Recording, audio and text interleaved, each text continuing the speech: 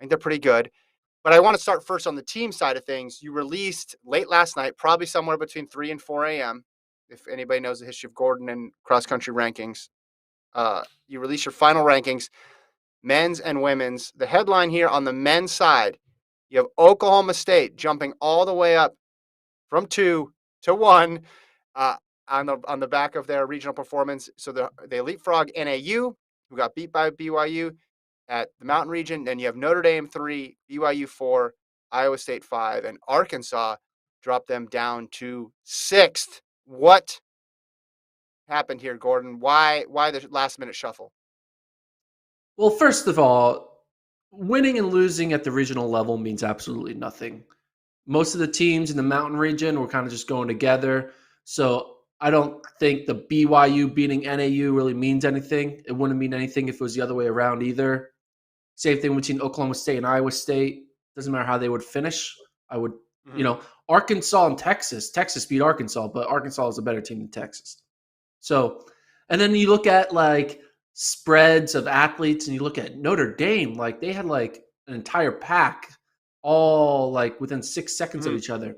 Yeah, but they were running 30 minutes. Like what you have to realize is most of the top teams recognize, hey guys, we just have to go through the formality. No one's trying to win. No one's trying to show their cards. So tight spreads don't really mean much. Wins and losses don't mean much. But what does mean much to me is now that all the data points are in and we're able to look back from early season to mid-season to postseason to regional season, 3 teams have really kind of surfaced to the top as title contenders. And those 3 teams, Oklahoma State, Northern Arizona, and Notre Dame.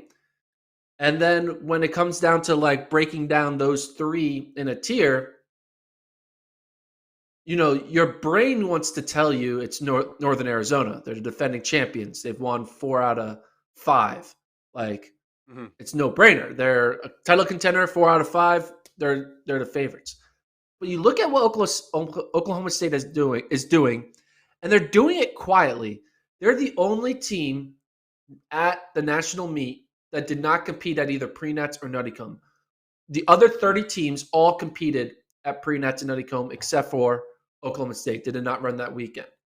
Oklahoma State has raced Northern Arizona at the Cowboy Jamboree, albeit in September. So you get a little bit of data from there.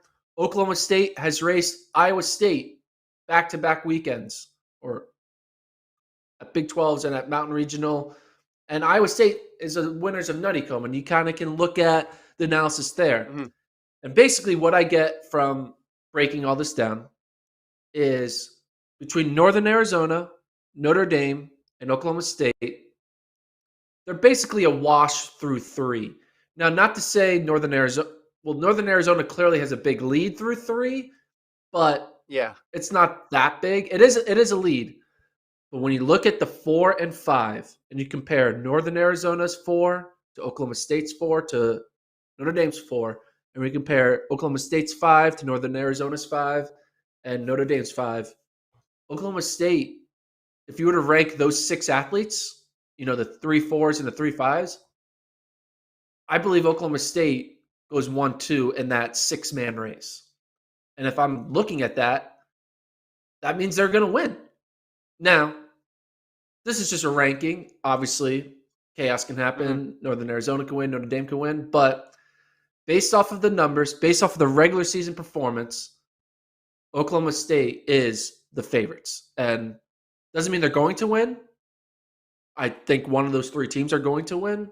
But, hey, I can't deny what Dave Smith has been doing with this Oklahoma State team. And as a result, they are the final ranked number 1 team going into the championship meet. So congrats.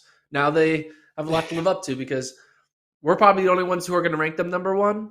I'm sure the coaches aren't going to do it because they're not noticing it. But Oklahoma State is the best team on paper right now. And no one knows about it.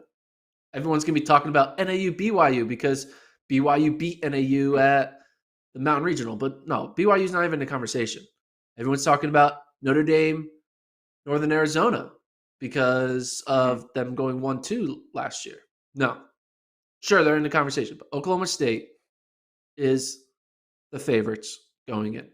Doesn't mean they're going to win, but Mhm. based off the regular season, based on what I've seen, they're number one. How confident are you in Rodriguez to be a top 10 guy? Oh, I'm confident. He finished 16th in a regional that doesn't matter.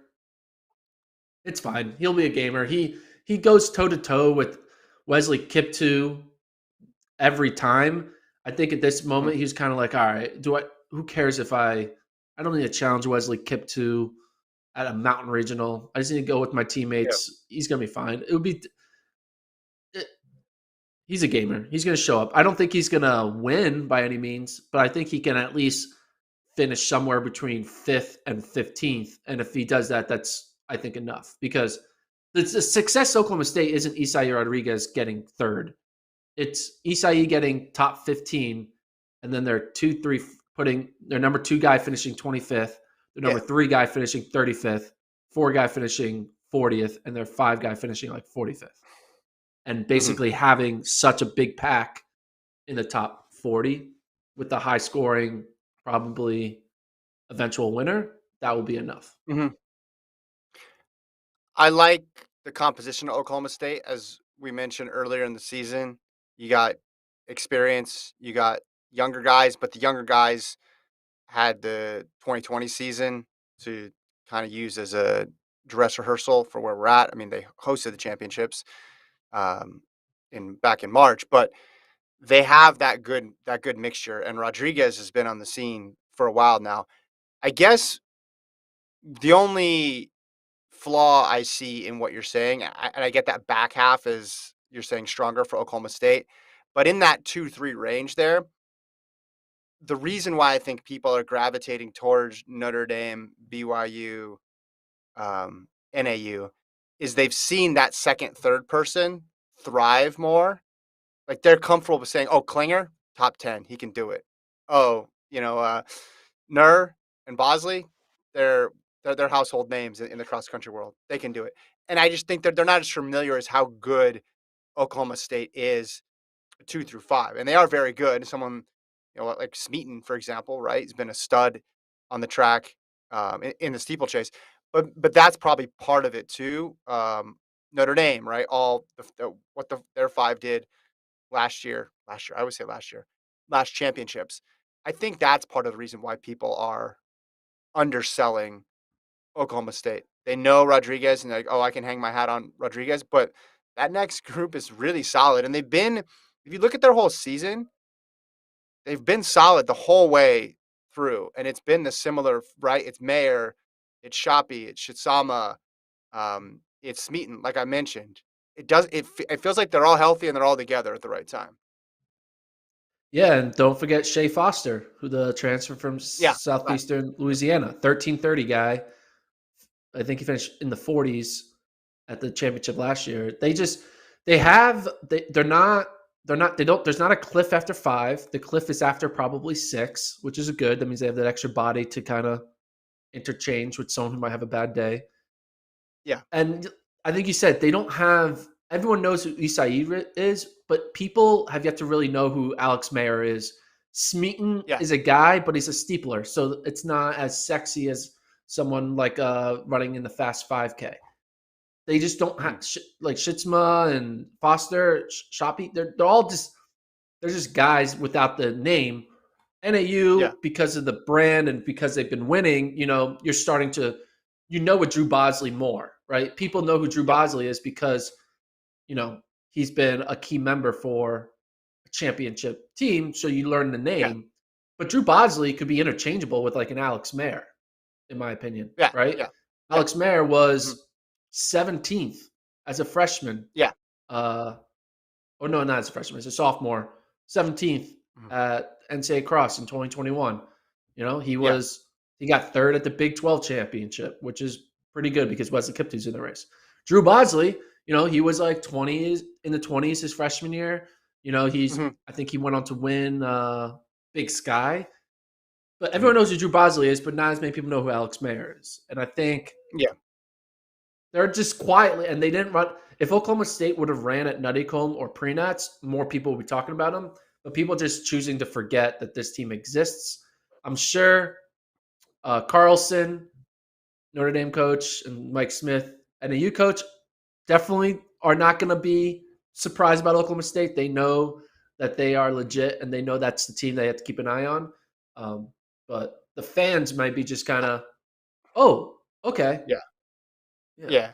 To your to your point about last year though, with Mayer coming in 17th, there were 4 NAU guys already in. Now one of them has graduated. Actually, two 2 of of those them are guys have graduated. graduated. Yeah. Yeah. Sorry, Farrow and Grijalva. But that's my point. It's we got so wrapped up in NAU versus Notre Dame because there was such a clear cutoff after those two, and NAU still won comfortably, but Notre Dame had a little bit of put a scare into them, I think. But they just felt farther back than they actually were. I think this is really close. I think all those teams that you mentioned can win this meet. I think this is much closer than it's been in years past when we've seen upsets. I'd even throw.